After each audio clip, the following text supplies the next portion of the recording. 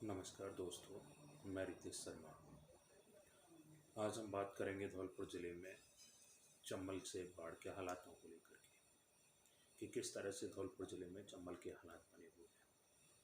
आइए जानते हैं कि क्या हैं चंबल से ज़िले के हालात। इस बार धौलपुर ज़िले में 26 साल का जो रिकॉर्ड है वो चंबल ने तोड़ दिया है। यानी साल 1996 के अंदर लगभग 145 मीटर पानी यानी जो जल स्तर था वो चंबल नदी का आया था। जो चंबल नदी का जो पुल था वो भी इस बार पूरी तरह से डूब गया है। यानी 140 मीटर के लगभग पानी चंबल में पहुंच चुका है, जिससे लगभग 120 गांव हैं वो बाढ़ की चपेट में हैं।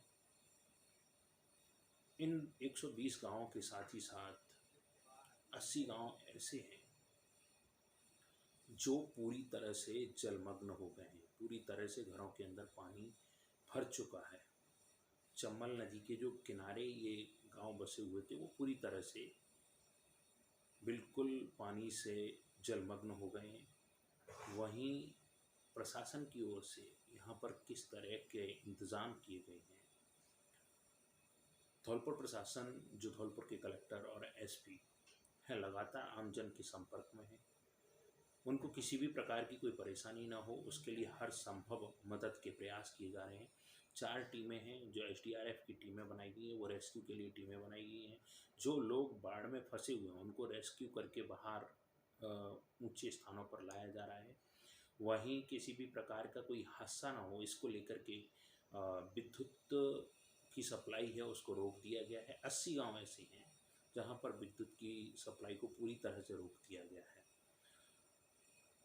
और इसी के साथ साथ सूचना ये भी आ रही है, आज यानी गुरुवार के दिन 25 अगस्त दोपहर 1 बजे तक की जो रिपोर्ट है कि इसका जो जल स्तर है चंबल नदी का वो 140.25 मीटर के लगभग पहुंच चुका है।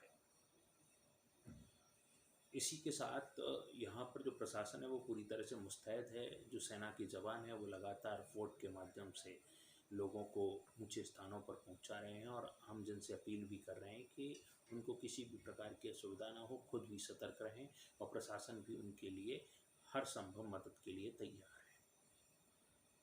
वहीं सूचना ये भी आ रही है कि मुख्यमंत्री अशोक गहलोत भी बाढ़ के हालातों का जायज़ा ले सकते हैं। जिस तरह से उन्होंने बूंदी के अंदर भी बाढ़ के हालातों का जायज़ा लिया है, तो हो सकता है कि धौलपुर में भी वो बाढ़ के हालातों का जायज़ा लें और किस प्रकार जो बाढ़ से ग्रसित गांव हैं उनके लिए किस तरह का वो यहाँ पर उनको एक मदद के रूप में क्या दे कर के जाएंगे, ये अभी कहने वाली बात नहीं है। ये तो कल ही तय हो पाएगा जब वो यहाँ बाढ़ प्रभावित क्षेत्रों का दौरा करेंगे। उसके बाद किस तरह से बाढ़ ग्रसित जो क्षेत्र हैं उनमें किस तरह की मदद सरकार की ओर से उनको दी जाएगी।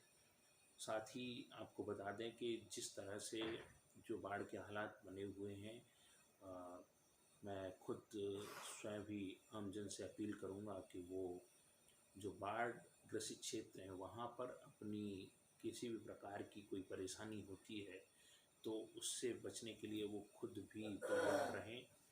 और ज़्यादातर लोग ऐसे हैं कि जो अभी ऊंचे स्थानों पर भी पहुंच चुके हैं, लेकिन कुछ घर ऐसे भी बचे हैं जहां पर लोग अभी अपने घरों को नहीं छोड़ रहे हैं।